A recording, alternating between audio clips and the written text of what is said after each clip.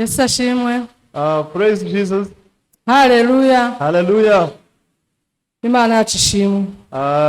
May God be glorified. Reka nkomoze ku kubohoka ko kwakira umubatizo w'uyu munsi nabashije kubatizwa. I will start from Amen. I will start from how I got free to receive this baptism of today. Baduhaye iminota mike kubera ibyinshi umuntu afite, umuntu ari kuvuga byinshi. So we are limited by time, but because of joy we could speak much.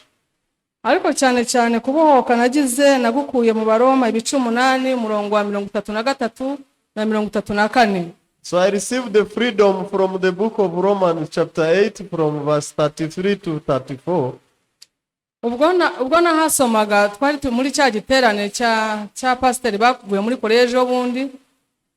So I read the verses the day of the conference, the day we received the guest from South Korea. Bavuze kuri uyu murongo numva bibaye bishya kuri je kandi nisanzwe nziko mbizi.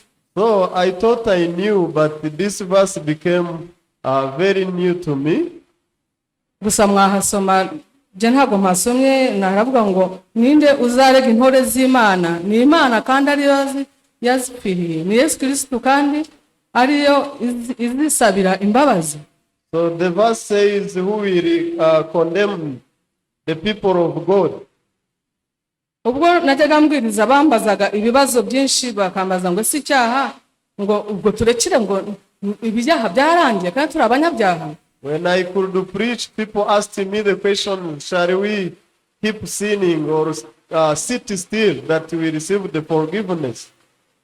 Kuko hari nawo nabwirije ndangije ambaje ibyo bibazo musomera, ndamubwira soma Abaroma 3:33-34, ahasomye ahita bohoka, ndamubaza ni ninde noneho. So there is one who asked me the question, and I asked him to read the book of Romans, and after reading the verses he became free. Arambwira ati ntawe. And then I asked him, who will judge you then? He answered, no one. Guhera icyo gihe nagize ibyishimo bituma mbohokera umubatizo w'uyu munsi kuko numvaga mfite ibinezero muri je. So from then on I was free. Then I asked and requested to be baptized because of the joy. Abaefeso 4 ibice 5.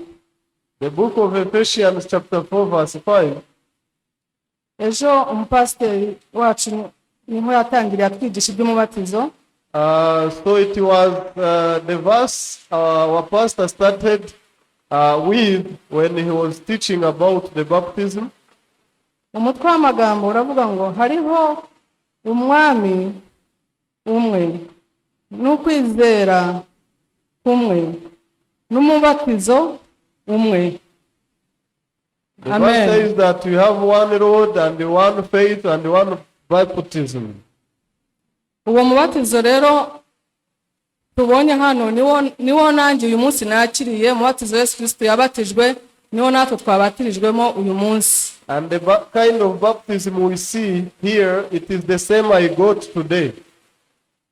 Ubu nari mfite gato cyane ariko bukavuyeho. There was a little question or confusion, but was raised. Kuko narakiriye agakiza ariko ntarasobanukirwa umubatizo amazi ko numva amazi kuyajyamo, ariko uyu munsi nakizeho akadomo, Imana yakiriye akadomo. So of course I received the salvation, but I was asking and wondering why baptism with the water again. But today I have confirmed everything. Natinze rero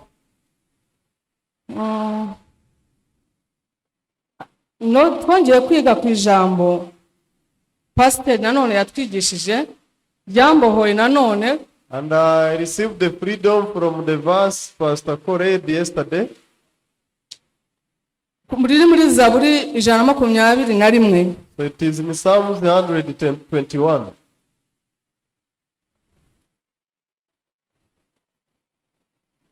Zaburi 121 byarambohoye kuko yavuze ku ku kintu cy'inzozi ni ibintu nanjye byajyaga bintesha umutwe akenshi. So he mentioned the issue of dreams, and this kind of dreams used to disturb me a lot. Yakomoje ko inzozi akenshi bitewe n'ibintu umuntu aba arimo cyangwa n'umunaniro aba afite, mbese ibintu bitandukanye. He said that it is due to the circumstance one lives in. Ibyo twebwe twita ko ari imyuka mibi, ko ari abadayimoni, ko ari abazimu, atari byo.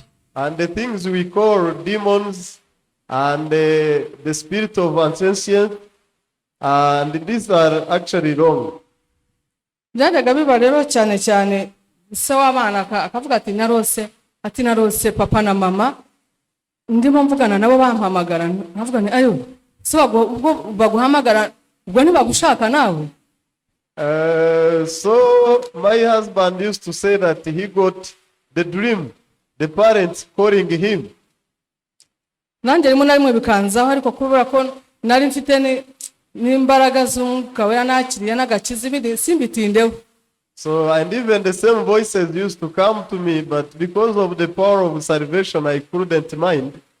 Ariko sinaburaga bimwe na bimwe kugira ngo bimpangayishe nkabirengaho, ariko mbibona ko ari ikibazo. But of course I used to be worried on the other hand. Hanyuma nza gushimishwa n'iri jambo yatubwiye riri muri Zaburi 121 ibice 4 umurongo waho wa 4. So in Psalm 121 chapter 4 verse 4. Umva uko tugomba kubigenza. Dore irinda Elina ntizahunikira kandi ntizasinzira. Amen. Amen.